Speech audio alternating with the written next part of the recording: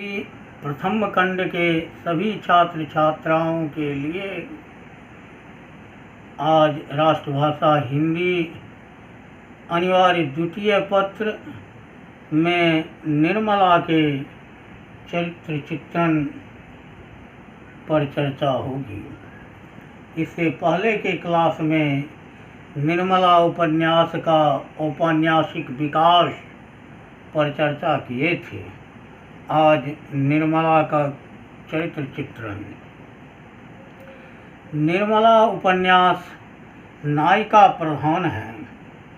इसकी नायिका निर्मला है।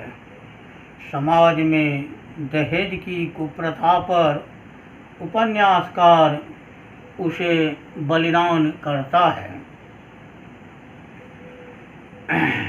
इससे पहले निर्मला के औपन्यासिक विकास पर हम चर्चा कर चुके हैं कि यह अनमेल विवाह की करुण कहानी है और उसी के आधार पर निर्मला का चरित्र भी है। इस प्रकार निर्मला कथानक की समस्या और उद्देश्य का समाधान है। उसकी मृत्यु और मृत्यु पर उपन्यासकार उसकी चिता में आग लगाकर जैसे दहेज की कुप्रथा को भस्म होने का संकेत करता है। आलोच्य उपन्यास की प्रत्येक घटना और प्रत्येक पात्र की गतिविधियों का केंद्र निर्मला ही है। पिता उदय भानु उसके विवाह की धूमधाम से तैयारी करते हैं, परंतु उनकी आकस्मिक मृत्यु सब कुछ बदल देती है। दहेज देने में असमर्थ होने के कारण निर्मला का विवाह 3 बच्चों के पिता अधेर मुंशी तोताराम वकील से करने के लिए विवश होना पड़ता है। निर्मला के सुखद दाम्पत्य जीवन का स्वप्न टूट जाता है और टूटे क्यों भी नहीं, क्योंकि अनमेल विवाह का यही सब कारण होता है। और अपने पिता के बराबर उम्र के पुरुष के साथ उसे जीवन यापन करने के लिए विवश होना पड़ता है, परंतु वे बड़े संयम और हृदय की अदम्य अभिलाषाओं का दमन करती है। युवती निर्मला अपने चरित्र पर आँच नहीं आने देती है। वह पत्नी के कर्तव्य का पालन बड़ी ईमानदारी से करती है। उसे प्रसन्न करने के लिए उनका पति जो जवान होने का स्वांग करता है, इससे अपने पति की स्थिति पर निर्मला को दया आती है और वह उसके सुख दुख के साथनी बनने का प्रयास करती है। विवाह से पूर्व निर्मला ने स्वप्न में निर्णय किया था, यही अकेली पड़ी रहने से नाव में बैठ जाना अच्छा है। कभी भयंकर जंतु के पेट में जाने से तो यही अच्छा है कि नदी में डूब मरूं। निर्मला अपने इस निर्णय का आजीवन पालन करती है। निर्मला का हृदय वात्सल्य से भरा हुआ है। अपने वह अपने सौत पुत्रों को अपने पुत्रों के समान ही प्यार करती है, फिर भी उसे ननद रुक्मिणी के व्यंग्यवाणों का सामना करना पड़ता है।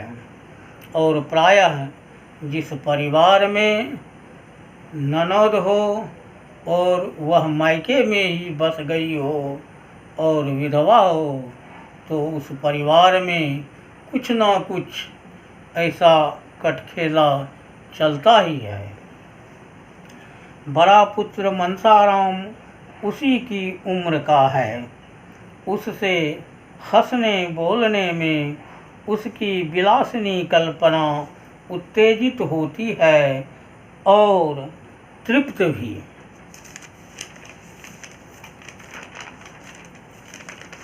परंतु वह कलुषित प्रेम की बात नहीं सोचती। उसका सच्चा वात्सल्य प्रेम है। निर्मला का दुर्दैव पीछा नहीं छोड़ता। उसका पति उसके और मनसाराम के सहज वात्सल्य प्रेम को शंका की दृष्टि से देखते हैं और पति की यह शंका उसे भीतर ही भीतर घुलाने लगती है। इस शंका को दूर करने के लिए मनसाराम अपने प्राणों का बलिदान कर देता है। मनसाराम भी की मृत्यु उनके जीवन को तोड़ देती है। पति की आय में निरंतर कमी आने लगती है।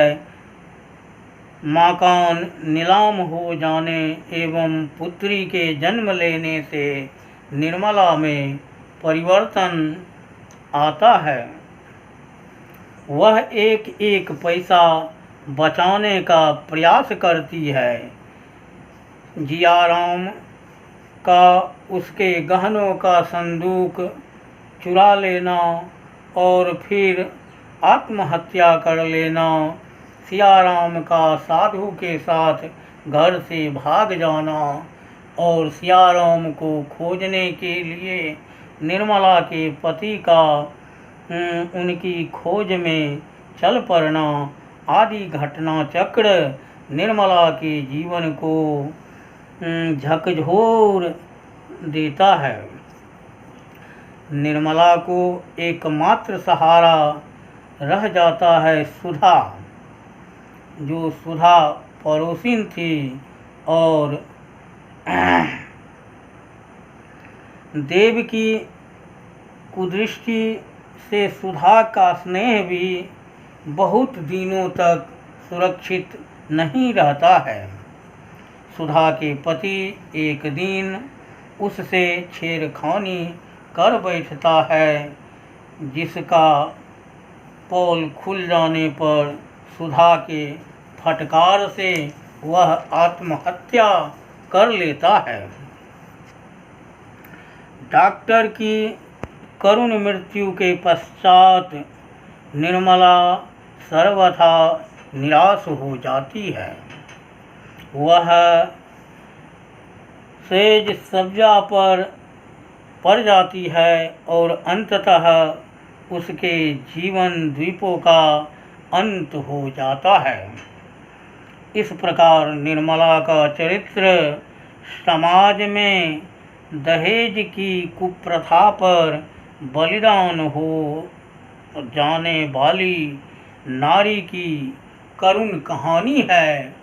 इससे समाज को प्रेरणा लेनी चाहिए, लेकिन आज भी सरकार के द्वारा इतने तरह का प्रचार प्रसार चलाने के बावजूद दहेज का रूप रुक नहीं रहा है। अब निर्मला के संबंध में अगले क्लास में विस्तृत से जानकारियाँ देंगे।